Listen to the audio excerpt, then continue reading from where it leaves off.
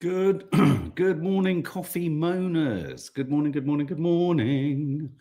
How are we all? Patricia Muir, hello. How are you? Welcome if you're listening on podcast.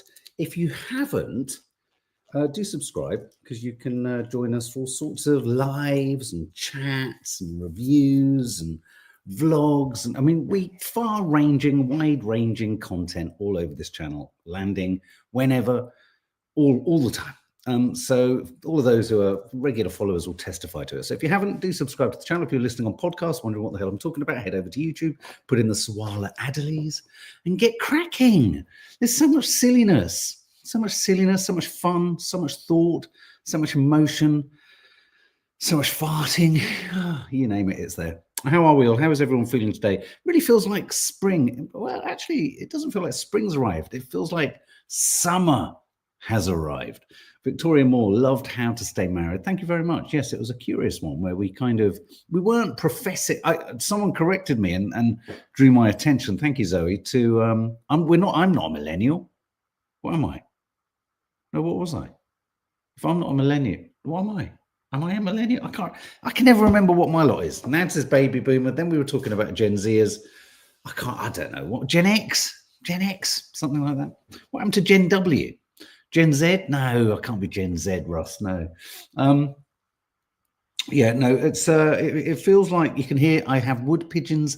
I love the sound of wood pigeons, Creatorholic.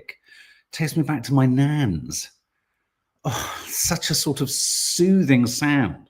When you're actually deep into the sound of a bird, all birds, you can really kind of get to grips with the idea that dinosaurs were running around and that actually birds are dinosaurs with feathers. Lucy Williams, gutted actually. I dread the summer and hate and love the winter. I feel way more at home in the cold. I hate the summer. I feel the sun is a mockery. I feel it's mocking, but I have to get on board with the fact that it makes most people in my life happy. And if I am genuinely interested in them being happy, then unfortunately the sun makes me happy because it makes them happy. But I hate the fucker. If I could reach up and punch the sun in its silly little smug face, big smug face, I would. But it really burned my hand. It's been raining here overnight, Ellery. It is mocking, and that's why, Lucy, it's the sun has got his hat on. He's mocking us today. I love spring, but I don't like the severe heat wave, Zoe Agnew. And I feel like we've got one brewing, don't you? The mocking sun, like some Lovecraftian sunshine next week. Yeah, let's have a look at the weather, the weather forecast. I had some of that. Oh my God, it's going to be 21 degrees next Tuesday. Pure sunlight. Get your hose pipes out, guys. 21 degrees. That means the weeds will be growing. That means one can't just look at the garden and drink your coffee and go tomorrow. It means no, today. Sun in Medway, Kent, says Tina Davis. I'm so happy I have a new garden space in my new flat. Zoe, chin chin, let's hit the old coffee moaning mug to that.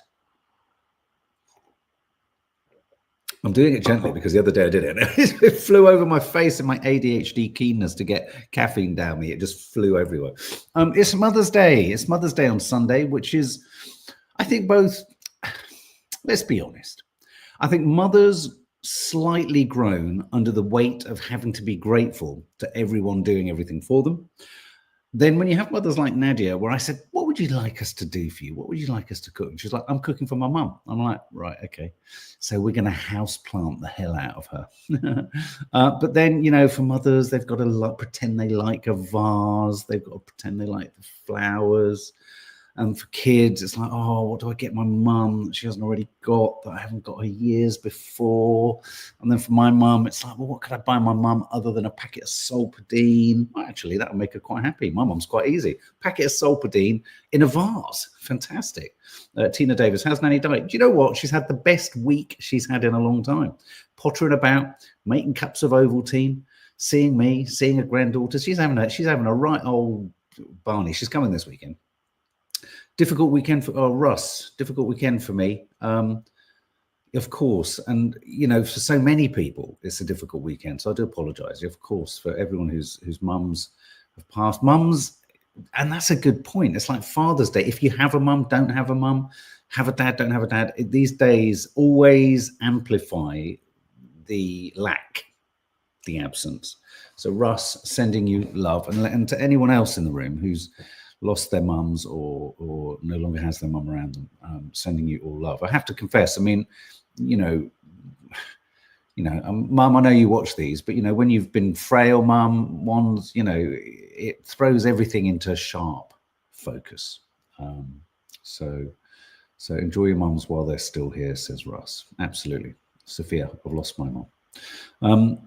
And on that note, it's a pre-recorded Sunday show landing this weekend. 2 fabulous dishes that we've already shot. There'll be funny shit in there.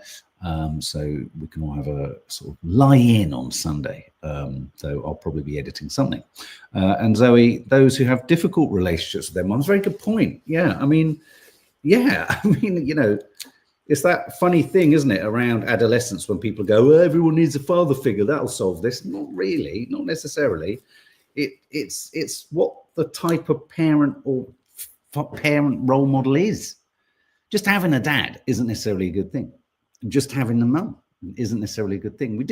I think we do have this kind of curious idea that if we're blood related, it should be somehow sacrosanct. And actually, I think so much poison can come or thread through families who feel a sense of obligation when all they feel is resentment, or they know that this particular person isn't good for them. And that can be a parent, that can be a mother, it can be a father. And also a day for our grandmothers, Zoe. Chin chin. I mean, I'm going to talk about, it's not in the title because it didn't feel newsworthy, but it's kind of newsworthy to my stomach. We're going to be talking about hot cross buns. The Daily Telegraph have done their taste test. And I keep saying to the girls, come on, let's do a fucking taste test for the team, for Mother's Day, something kind of, taste testy. So I'm going to run through what the Telegraph considers to be the best hot cross buns. And I also want to talk about, what's the phrase? Good practice, good working practice when it comes to hot cross buns. What makes a good hot cross bun? We're going to get there. It's topical. It's intense when you go into this topic. I realize people, break down into different groups, fighting, throwing sultanas at each other and all that kind of stuff. If you hear those pauses and a sudden sort of inhalation on podcasts, it's me drinking my coffee. I'm trying to do it slowly. I'm trying to do it wholesomely. So we're going to be talking about hot cross buns. We're going to be talking about escalators, a fear of or not. We're going to be talking more seriously about a report at the front of The Guardian today about the idea that a ban on social media for teenagers is not the way to solve things. We're not going to avoid the potato heads. We're not going to avoid misogyny through banning social media. The genie's out the bottle. So we're going to talk about that.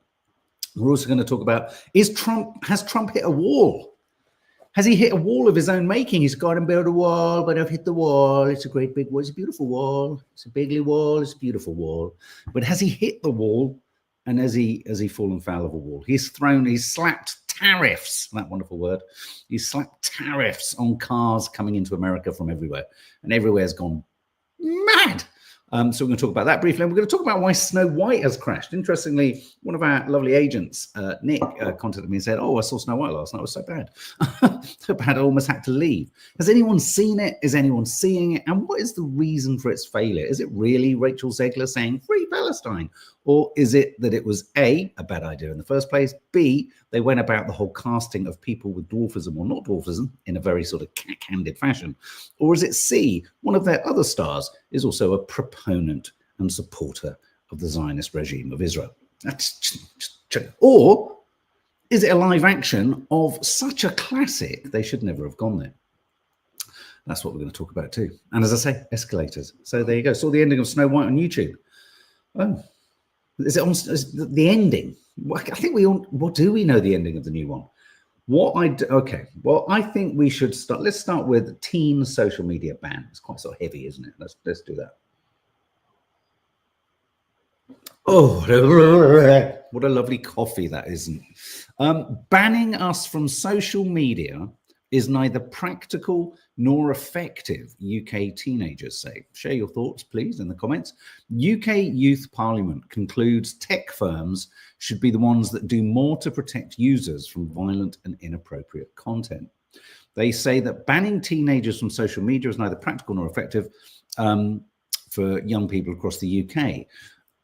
They mention the fact that although Australia has implemented this, a better solution, according to the UK Youth Parliament, did you realise that even existed, is to strengthen regulation, deterring social media companies from promoting violent and age-inappropriate content.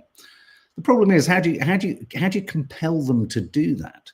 The report also stated this was because there were so many benefits, and this is important. There are so many benefits to being online, such as learning about the world, forming connections, and they also cite that creating an age ban or creating an age ban would be quite easy to get around. I think what's interesting about this, and I'm just going to park to the side the obvious awfulness of the manosphere, toxic masculinity, all the stuff we were kind of talking about in How to Stay Married yesterday, that means that men sort of feel a sense of entitlement or get cross if they don't get what they want, or they demonize and villainize women if they feel for whatever reasons, they don't stand a chance of being able to date someone. One of my issues with all of this banning and talking about banning and controlling social media for youngsters is, I would say that just use it. Sorry to always it must feel like we always bring it back to this, but I feel it's such a pressing life, world, global changing moment. Without social media, I don't think the world would have understood not only the awfulness of everything that's happened subsequent to October the 7th in Palestine, and the awfulness of October the 7th, but everything that's happened subsequently. But I don't think, without social media, I don't think anyone would have become educated or wise to the history of the conflict, the sense that there are huge parallels between the apartheid of South Africa. And I think huge swathes of the support, not all, but huge swathes of support for the Palestinian cause and other groups and other minorities come from young people. And most young people are mobilized in their political awareness and understanding of things through social media. And I think we've talked a lot. We've had an awakening in the 4 or 5 years that we've been doing this thing with you, this YouTube project and Instagram, and getting on top of, sort of campaigns and becoming a bit activisty, or even not, if not activisty, just trying to kind of throw up alternative approaches to news stories or ways to look at them. We've realized how limited and how straitjacketed what we get from the mainstream media is. So yes, I think, something has to be done to protect youngsters. But I get really concerned about the idea that, in a heavy-handed fashion, and I want to share your thoughts, whatever the heavy-handed solution is to protecting children, what could get baked into that process is a restriction on the availability of other ideas, other thoughts, the realities of what's going on in places like Gaza, like the West Bank. Everything could become clipped. So I get concerned about that. And I get concerned that actually we underestimate the extent to which our mobilized youth, and I mean by youth, people in their 20s, how much of their information is got, not just bought hook, line and sinker from social media. I mean, I think anyone worth their salts, before you share a story or reshare a story, always check the veracity of it, always go to the source material, always see if there's someone else on social media who's, reliable or responsible, or, whether there's firsthand evidence. Do you know what I mean? I think the two things could easily become grouped so that the government then has a way of controlling everything our youngsters consume, including political thought. Sophia Lopez official, I agree with you. Zoe, it's up to the Ellery Jones, it's up to the parents and not the government to raise the child, but they can help them ban certain things that children should not be allowed to watch. You see, the thing around misogyny and aggressive toxic masculinity, we've said it many times, the algorithm is quick to identify copyright infringement. To be fair, you'll probably sometimes notice we did a story recently about rape, or in the title we had rape culture. We pop an asterisk in for the A so that the algorithm doesn't, if it picks up the word rape, it will limit but it doesn't look at context, and it doesn't look at editorial. It's frustrating. Sometimes one has to kind of disguise a word so that the algorithm doesn't pick it up. But the algorithm is so fastidious when it picks up copyright infringement. And I just think it could be a bit more fastidious in picking up toxic masculinity. Now, the problem with all of this is toxic content isn't presented always in the most obvious of ways. Like we've talked before, trolling doesn't happen with you're fat and you're this. And I mean, it does happen like that, but the more pernicious trolling gets under and feigns concern and pretends to be championing something or pretends to be doing something for the better good of something else. And there's always a kind of, most trolling these days is shrouded in some fraudulent sense of care, which is why so many troll accounts have cats or yoga or mindfulness or someone painting. I mean, it's ridiculous. But by the same standard, most toxic masculine or misogynistic content, you're not going to get a YouTube film saying why we should hate women. I mean, of course not. But I just think I do think the onus. I think this youth parliament is kind of right. What do you think, guys? Laura Lou, we use our fingerprint to unlock our phones. That should be enough to prove the age of the user and the content that's allowed. So in a sense, what you're saying is don't even give the responsibility to the parent. Don't give the responsibility to the social media provider or platform. Give the responsibility to the handset manufacturer. That's quite an interesting thought. That's quite an interesting thought. Bell X, I must say I really don't like seeing small kids with phones, but it's very hard as a parent. I lasted till my daughter went to secondary school, but it's very tough. Yeah, absolutely. Sarah D, I keep a close eye on my kids' social media, and even if that is just something else I need to remember to do and worry about, I would like it banned for under 16s altogether. Their mental health is going to suffer. Yeah, I mean, it's interesting, isn't it? Most youngsters, I don't know if anyone here does, most youngsters have, do they call them spam accounts?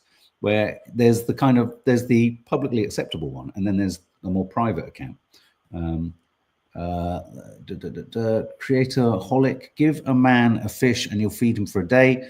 Teach a man to fish and he'll feed himself for life. Schools need to teach life lessons so kids can learn to look after themselves. That's a good point, Creator holic.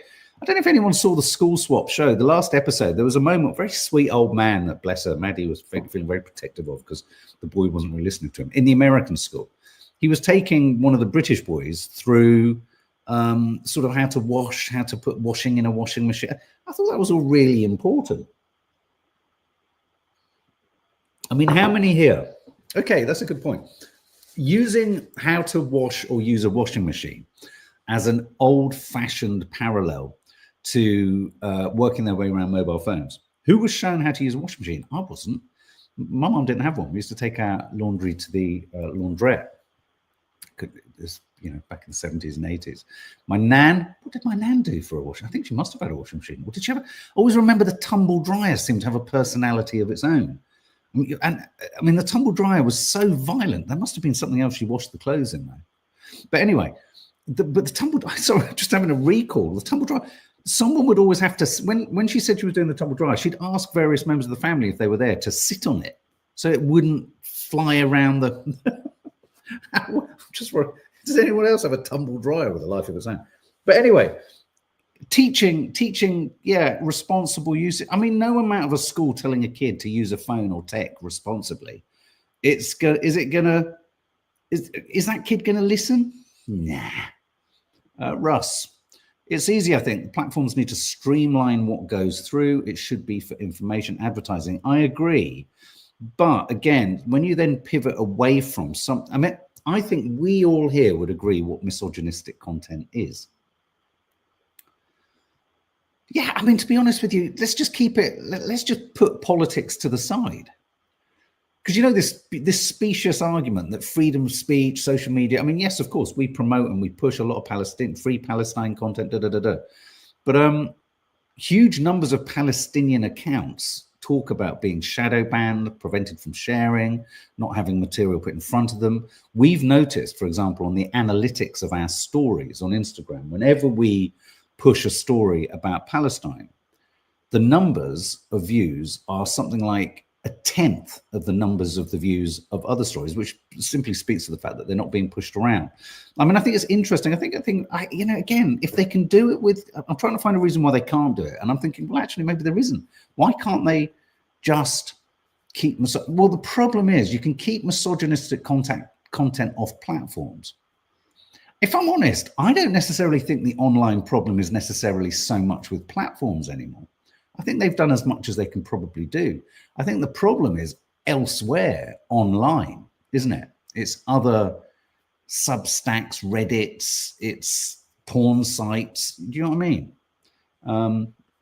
But yeah, my 13-year-old Victoria Moore has a phone but no social media. Wow, he's always asking for Snapchat. I'm constantly swimming against the tide. Well, for as long as you can, that's good. The danger which we fell into, I mean, I think we kind of got to that age with ours, is that, of course, all their friends are on it, and it's the extent to which they feel outside or left outside of things. Good Chip Lollipop. Is this regarding the tumble dryer? My mum wouldn't even allow us in the kitchen. What, to sit on the tumble dryer? I see. In terms of learning, Ellery Jones, I was shown how to iron and use the washing machine. Very good. I remember my nan ironing a lot, actually. I mean, I remember standing there back in the days when we had fuck all to distract ourselves. I remember finding nan ironing quite interesting. It was the twin tub in our day, Mark. Damn, Dawny, well, you're the same age as me, aren't you? Twin tub? What was the twin tub? Oh, what, where you wash down one end and you do in the other? You sure it wasn't a spinner, Mark? Ah, it might have been. Yes, I think it was a spinner. Yeah, because I remember being obsessed with when she used to flip open the lid at the top, it would still be the end of the spin. And I always wanted to put my head in it. It's amazing us kids of the 70s got here. Malor, they, them. Oh, my or they, them. Speaking of, Erin here. Hi, Erin. Given attitudes towards queer people lately, especially online, I've decided not to use my real name even here. Please use, is it Mayor? Is that how you pronounce it phonetically? And try your best to use they, them. Thanks, guys. Mayor? Maybe write it phonetically. Is it Maya? I'm presuming it's pronounced Mayor. Thank you, Mayor. Zoe, the only platform I don't like is Snapchat, really. Yeah, I find it quite, everything on Snapchat seems back to front. Anyway, I don't think we're ever going to get an answer. And I certainly don't think any of the social media platforms can, there's only so much they can do, I think. My nan taught me everything, says Stephanie. Ironed handkerchiefs first. When you think about a handkerchief, what a disgusting thing, isn't it? I mean, it was such a sort of seen as it's such an emblem of civilization. And actually it was like blowing your nose into it and then putting it in your pocket. It was a bit weird. I remember looking at my granddad once. He blew his nose and then rubbed his glasses and blew his nose. You know, there's funny moments where as a kid, and he was very tall, my granddad. I just remember looking at him going, it's a bit weird. I also remember a time I stopped with my granddad. He went, oh, look up there, son. And I looked up there and he got shat on the face by a seagull. Oh my God, even now as I say it makes me tearful because he looked so vulnerable. Oh. And then, of course, I couldn't stop laughing later that day. And then I felt guilty. I don't know where I got the religious guilt from, sort of Catholic guilt, and punched myself repeatedly in the face. I did, in the garden. I mean, some serious issues going on there. I remember another time he got shat on the glass. He was looking up with his glasses, not too dissimilar to this. Oh, look at that, Mark. Yeah. Take it off, cleaned it with it. But at that point, a handkerchief was quite good. I'm just going to show you a fabulous Palestinian day. Okay, moving on. Let's talk about, okay, anyone here got, well, no, we haven't heard Trump for a while. Let's listen to Trump. Let's have a commercial break. Let's listen to Trumpity Trump. This is the beginning of Liberation Day in America. Here we go. We're going to take back just some of the money that has been taken from us by people sitting behind this desk or another desk that's not quite as nice. And we're going to charge countries for doing business in our country and taking our jobs, taking our wealth, taking a lot of things that they've been taking over the years. They've taken so much out of our country, friend and foe. And frankly, friend has been oftentimes much worse than foe.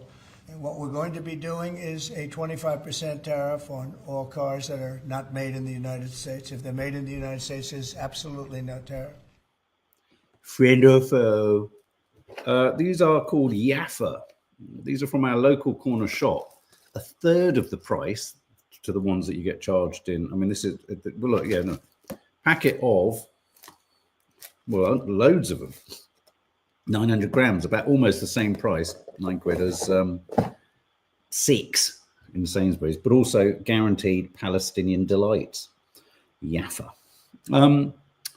I had a video removed, says Abby Reid, in less than a minute. That was just Trump telling us that he's whacked a tax on cars coming into America. I'm not sure how Elon Musk will feel about that. Maybe it'll be good for Elon. I don't know. Friends, foes, friends. Every time he pauses, you expect something much more seismic to come out of his mouth, and then it's usually a repeat, isn't it? From friends or foes or friends.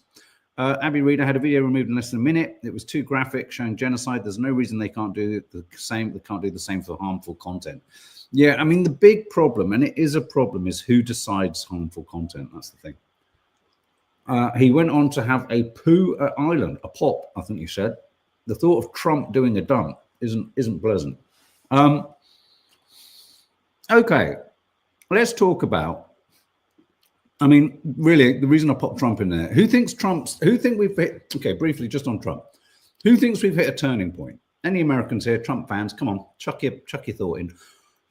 Oh, I'm pleased you said that. Exington, did you see Marjorie Taylor Greene? Okay, I've precisely got that clip. Here you go. Let's check this out. Anybody else? Should the defense secretary? She's a Republican representative. Country are you? Wait, what country are you From from? the UK. Okay, we don't give a crap about your opinion and your reporting. Why don't you go back to your country where you have a major migrant problem? Okay, And you, no. You should care about your own borders. Do you care no, about no, American I lives don't, no, being put no. at risk? Let me tell you something. Do you care about people from your country? What about all the women that are raped I'm by gonna migrants? Do you care No, about by I migrants. wanna No, do hear you your care? answer to Okay, this. you're Do you done. care about not- American lives no, being put at risk? You know what? I don't about care. I service don't. members fighting for your country. I don't care about and your vice fake news. president Do you have a and your relevant defense question? secretary? This is an American journalist. Thank you. I'm an American, and I'd like to hear your answer to what she's asked. I'm not answering her question because I don't care about her network. If you would like to ask, I can Do you answer. have any concerns whatsoever about the complete disregard of operational security from the top level of this administration?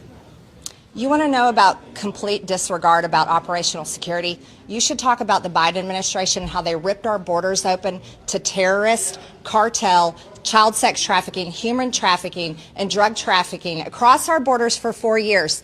The Trump administration is doing a great job, and I stand by their statements. So you have I no- stand by no their comment statements. whatsoever about- My comment to you is, Defense what secretary country are advised- you? Wait, what country are you From from? the UK. Okay, we don't give a crap about your opinion. Wow, what country are you from? We don't give a crap. When she says, don't you think it's really odd the way so many people on the right go, migrants rape? This is, and by the way, in saying this, I am not minimizing nor pretending it doesn't happen. Rape happens by migrants, but isn't it weird that in these, not all, so it can happen, not always, but it can happen. Obviously there are some migrants who have unfortunately raped people, but isn't it weird that they trot that line out and never speak to the fact that the vast majority of rapes happen by indigenous people in all countries? It's like, hang on, you've got your priorities wrong. You're either going to home in on what, the 20-30% of migrants who rape, or you're going to talk of rape cases that are by migrants, or are you going to talk about the 70%? It's like these grooming gangs, it's always like, let's just home in on the, just as bad, let's home in on the Pakistani grooming gang, or let's just ignore the 76% of other grooming gangs that are white men. It's weird, isn't it? It's interesting, isn't it? It's interesting. That's all I'm saying. Sorry, just in case, some reform nut job or Bobby Robinson. Good. My name's Dummy Robinson. It makes my name dummy. Makes me sort of less threatening. Dummy. Anyway, sorry. It's all such shit, isn't it? It's all such shit. It's all such stupid shit. I'm sorry. Sometimes, it's like I say to Nad sometimes, it's just these people, sometimes they're just full of total shit. It's like, it's not even get an education, because the education system's shit too. Just get a brain. Use one molecule that makes you vaguely more sophisticated than a piece of amoeba. Oh God. Anyway, anyone here afraid of escalators? Because if you are, this next clip is going to frighten you. Well, this next clip isn't. This is just going to be in the background, because I love time lapses of escalators. Does anyone else? I just love watching them. Look. Whee! Woohoo! I just love escalators when they're working well. Oh, look at that. It's all so cool, isn't it? It's so smooth. It's like escalators with lots of people on is like a manifestation of what we are. Just little bean counters on a great big abacus being shoved around by bastards. Anyway, I just saw this story earlier today, and this frightened the shit out of me. This is some escalators are going rogue and suddenly going backwards. I don't want people now to panic when they get on an escalator, but when I was younger, going up the escalator at Notting Hill Gate, when the escalator slats were wooden, they stopped it after the King's Cross fire. When people could, can you believe it, smoked on the underground? And the slats would go under. And I remember as a kid, a couple of experiences. As a kid, I remember falling on the escalator and my fingers going towards it. And then it must have been my mum or whoever she was, would lifted me up at the last minute. Otherwise, my fingers would have become like cheesy string.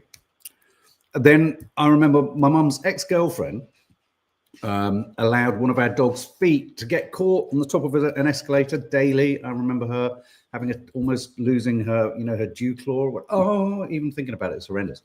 But then the thing I saw on an escalator, which was hideous, and this must have been, I was at Holland Park Comprehensive, so I was going up Nottingham. Must have been about 1982, 1983, 84, before the King's Cross fire. I saw a guy get on the escalator with flares, and I didn't note the flares, but the flares got caught under the side. And he was going down as I was going up. And as all I heard was his flex, he said, my trousers caught. And he was screaming, and all I could hear was a bit of a grinding sound. And I just ran out of the station because I was going out of the station. Oh my God. So I've always been a little bit funny about, when there's an escalator running, and then next to it, there's an escalator that's still. I always get a little bit, get a bit funny. So I've got a little bit of escalator phobia. But anyway, this is footage in Boston at a station where an escalator decided to go in the opposite direction suddenly. Now, it's blurred out. No one was killed, but people were injured. Check this out. Look, it starts to push backwards. Look, it's just like a meat grinder. Oh, someone broke their leg underneath there. Angel Escalator is enormous concrete jungle. Look at that. Look, they're trying to pull people out. See that person trying to, oh my God, they're all just, okay. And then in Hong Kong, look at this. Look at the escalator on the left. It's just pushing everyone down. And in a minute, you get a different kind of, look, watch the escalator on the lower escalator. It suddenly reverses. Look, it pushes everyone down. Look. Oh. So my advice is, if you can, and where you can, take the stairs in the middle. Lots of tubes have stairs up the middle. It's weird. I take the stairs up the middle. I use it for exercise too. Crazy, I know. Whew. Right, let's get on to the real meats. Oh no, we were going to talk about why Snow White crashed. Well, people are trying to suggest it's all Rachel Zegler's fault. And I don't think it is. All she said was free Palestine. A lot was made of the falling out between Rachel Zegler and Gal Gadot. By all accounts, Disney were responsible for kind of separating off the kind of stars. Though, as I understand it, there's no love lost between the two. Gal Gadot, obviously a supporter of Israel, former IDF. She was Wonder Woman. And Rachel Zegler, who has been very outspoken or, posted her support for Palestine. I beg to differ. I don't think necessarily, and obviously a lot of people are boycotting the film because they see the film as a sort of Gal Gadot as representative, and Disney is I think on the boycott list. That's not why I'm not saying it because I'm not a kid, and also I'm not saying it also because I'm not into these live action remakes. Not when you've got such a classic. I don't understand. I mean, Everyone's going to be, it's so funny, isn't it, when corporations and companies kind of have these moments where they try and analyze either the success of something or the failure of something, and they never look at the obvious things. It's like there's no one in the room going, guys, it's just these live actions are shit. I started watching the new series on Apple TV called The Studio, Seth Rogen. First episode, brilliant. Second episode wasn't as good for me, I have to confess, Reese. I don't know if you, there was something about it that just felt forced. But it's kind of telling. It's kind of interesting that there aren't people who know what works well in the movie industry sometimes. And I think Snow White, they fucked it with people of the dwarfist community. They didn't want to offend people. Then they thought they'd CGI them.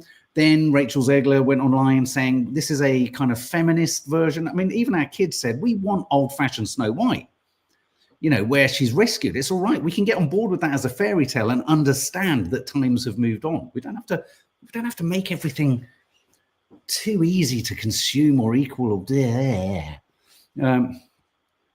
you say free Palestine and you kill a whole Disney movie, huh? It's crazy, isn't it? Yeah, no, maybe the movie's just shit. Maybe that's what it is. Maybe it's just a shit film. A big-time producer, Violet Hayes, and a humongous company ganging up on a young woman and blaming her because she refused to support genocide is so wrong. Entirely agree. Right down to all the stories running around about the producer, is it Mark Platt, flying over, telling her to not post stuff. And then I think the son of Mark Platt, I didn't realize the son of Mark Platt, one of the sons is Ben Platt. Suddenly, it's like, yeah, is this studio going to put the blame for this film's failure all at the door of Rachel Zegler? Because it would be in keeping, wouldn't it, with a sort of certain policy of silencing anyone who's critical. Isn't it be funny if she becomes blacklisted and seen as the sole reason that this film has failed, rather than it's just a crock of shit and a badly conceived thought? 270 million it cost. Oh, well said, Violet Hayes. Well said. Thank you.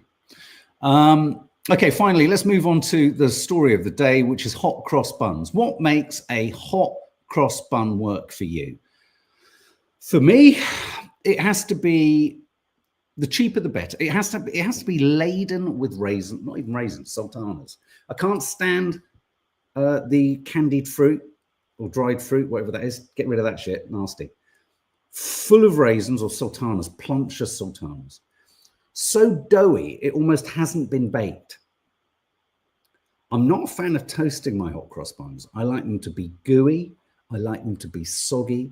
And it has to be sort of not like just salted butter. Good chip lollipop, they're too stodgy. I can't eat a whole one. Stodgy, some of them, you buy them and they're so dry. And dryness in a hot cross bun for me is the work of the devil. To the point that I could go back into a supermarket and punch every bag so that their vacuum packedness goes. Just. But here are some that the Telegraph have done a survey of.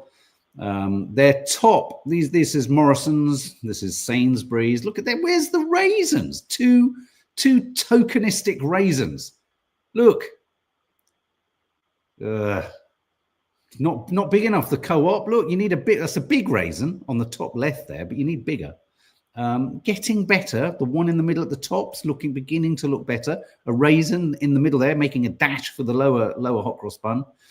Now you're beginning to get there. I'm not a big fan of the cross. The cross doesn't have to be huge. I quite like the look of those Waitrose richly fruited hot cross buns, but the one that gets the right, okay, hang on. I think this is no, I can't remember which is the one. That's a no. Chocolate hot cross buns is a no. Oh, this is it. Wait, these look nice. Waitrose number 14, apricot and stem ginger hot cross buns. You see, for me, they have to be doughy.